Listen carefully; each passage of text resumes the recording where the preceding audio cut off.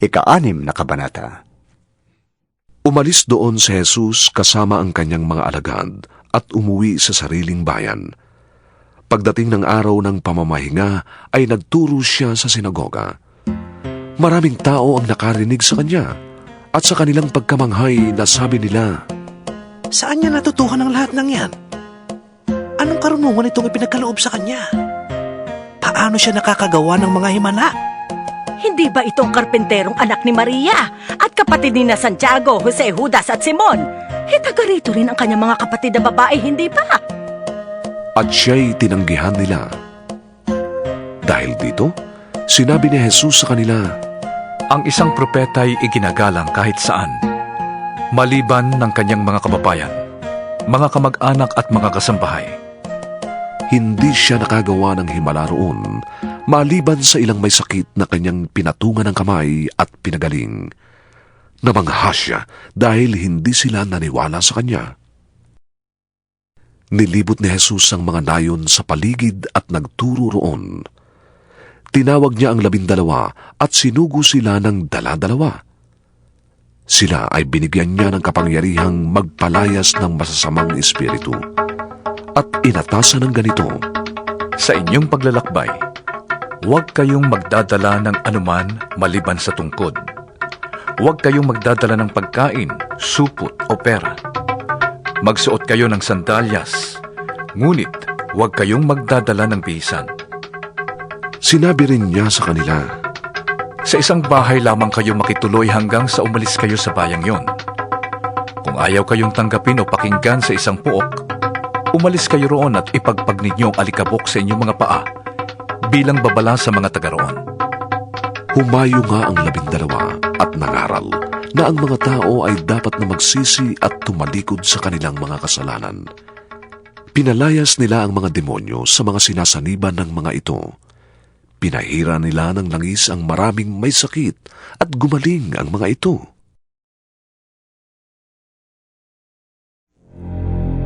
Nakarating kay Haring Herodes ang balita tungkol kay Jesus sapagkat bantog na ito. May nagsasabi, Yun ay si Juan na tagapagbautismo. Siya'y muling nabuhay, kaya siya nakakagawa ng mga himala. may nagsasabi naman, Si Elias yun. at may iba pang nagsasabi, Siya ay isang propeta, katulad ng mga propeta noong unang panahon. Nang ito'y marinig ni Herodes, sinabi niya, Muling nabuhay si Juan na pinapugutan ko ng ulo?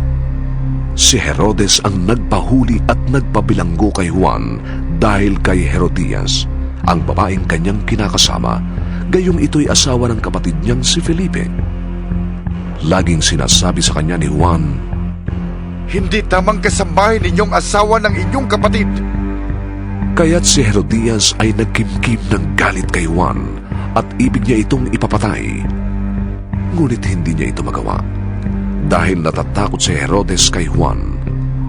Alam ni Herodes na si Juan ay taong matuwid at banal, kaya't sinikap niyang huwag itong mapahamak. Gustong-gusto niyang makinig kay Juan kahit na labis siyang nalilito sa mga sinasabi nito. Nagkaroon si Herodias ng pagkakataong ipapatay si Juan nang sumapit ang kaarawan ni Herodes.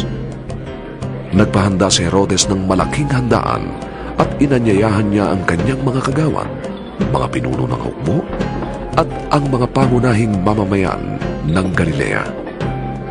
Pumasok ang anak na babae ni Herodias at nagsayaw. Labis na nasiyahan si Herodes at ang mga panauhin, kaya't sinabi ng hari sa dalaga, Hingin mo ang anumang ibig mo at ibibigay ko sa iyo. Naisumpa pa niya sa dalaga, Ibibigay ko sa iyo ang anumang hingin mo, kahit pa ang kalahati ng aking kaharian. Lumabas ang dalaga at tinanong ang kanyang ina. Ano po ang hihingin ko? Ang ulo ni Juan na tagapagbautismo.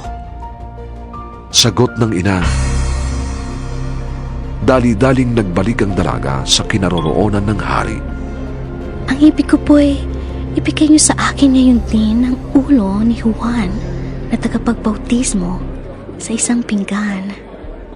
Sabi niya, Labis na nalungkot ang hari, subalit dahil sa kanyang sumpang narinig ng mga panauhin, hindi niya matanggihan ang dalaga.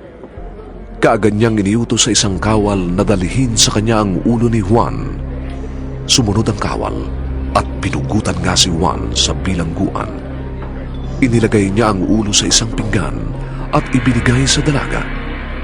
Ibinigay naman yun ng dalaga sa kanyang ina. Nang mabalitaan ito ng mga alagad ni Juan, kinuha nila ang kanyang bangkay at inilibing. Bumalik kay Jesus ang mga apostol at iniulat nila sa kanya ang lahat ng kanilang ginawa at itinuro. Napakaraming taong dumarating at umaalis, kaya't hindi na nila makuhang kumain. Kaya't sinabi ni Jesus sa mga alagad, Magtungo tayo sa isang ilang na puok upang malayo tayo sa karamihan at makapagpahinga kayo ng kaunti. Umalis nga silang sakay ng bangka at nagpunta sa isang ilang na pook. Ngunit maraming nakakita sa kanilang pag-alis at sila'y nakilala. Kaya't mula sa lahat ng bayan, ang mga tao'y patakbong pumunta sa dakong pupuntahan ni Jesus at ng mga alagad, at nauna pa silang dumating doon kaysa kanila. Pagbaba ni Jesus sa bangka, nakita niya ang napakaraming tao. Nahabag siya sa kanila sapagkat para silang mga tupang walang pastol, at sila'y tinuruan niya ng maraming bagay. Nang dapit hapon na, lumapit sa kanya ang mga alagad at sinabi, Ilang ang pook na ito at malapit na lumubog ang araw. Paalisin na po ninyo ang mga tao upang makapunta sila sa mga karatig-nayon at bayan at makabili ng pagkain. Ngunit sinabi sa kanila ni Jesus, Kayo ang magpakain sa kanila. Sumagot ang mga alagad, Bibili po ba kami ng halagang 200 denaryong tinapay para mapakain ang mga taong ito? Ilan ang dala ninyong tinapay? Tingnan nga ninyo. sabi niya. Pagkatapos tingnan ay kanilang sinabi, 5 po at 2 isda. Iniutos ni Jesus sa mga alagad na paupuin ang mga tao ng pangkat-pangkat sa damuhan. Kaya't naupo ang mga tao ng tig-100 at tig-50 bawat umpok. Kinuha ni Jesus ang 5 tinapay at 2 isda, tumingala sa langit at nagpasalamat sa Diyos. Hinati-hati niya ang mga tinapay at ibinigay sa mga alagad upang ipamahagi sa mga tao. Hinati-hati rin niya ang 2 isda at ipinamahagi rin sa kanila. Nakakain ang lahat at nabusog. At nang tipunin ng mga alagad ang lumabis na pira-pirasong tinapay at isda, nakapuno sila ng 12 kaing. May 5,000 lalaki ang kumain. Agad pinasakay ni Jesus sa bangka ang kanyang mga alagad. Sila ay pinaunan niya sa Bethsaida, sa kabilang ibayo ng lawa, habang pinapauwi naman niya ang mga tao. Matapos magpaalam, umakyat siya sa bundok upang manalangin. Sumapit ang gabi. Nasa laot na noon ang bangka, habang si Jesus naman ay nag-iisa sa pampang. Nakita niyang nahihirapan sa pagsagwa ng kanyang mga alagad dahil pasalungat sila sa hangin. Nang madaling araw na, sumunod sa kanila si Jesus na naglalakad sa ibabaw ng tubig. Nang malapit na siyang lumampas sa mga alagad, nakita ng mga ito na siya ay lumalakad sa ibabaw ng tubig. Napasigaw sila sa takot sa pag-aakalang siya'y multo. Takot na takot silang lahat, ngunit sinabi agad ni Jesus sa kanila, Huwag kayong matakot. Ako ito. Lakasan ninyo ang inyong loob. Sumakay siya sa bangka at tumigil agad ang hangin. Sila'y lubhang namangha sapagkat hindi pa nila nauunawaan ang nangyayari sa tinapay. Hindi pa ito abot ng kanilang isip. Tumawid sila sa ibayo at pagdating sa Gennesaret ay isinadsad nila ang bangka. Pagbaba nila, nakilala agad ng mga tao si Jesus. Kaya't nagmadaling nilibot ng mga tao ang mga karatig pook at sinundo ang mga may sakit. Dinala nila ang mga nakaratay sa higaan, saan man nila mabalita ang naroon si Jesus.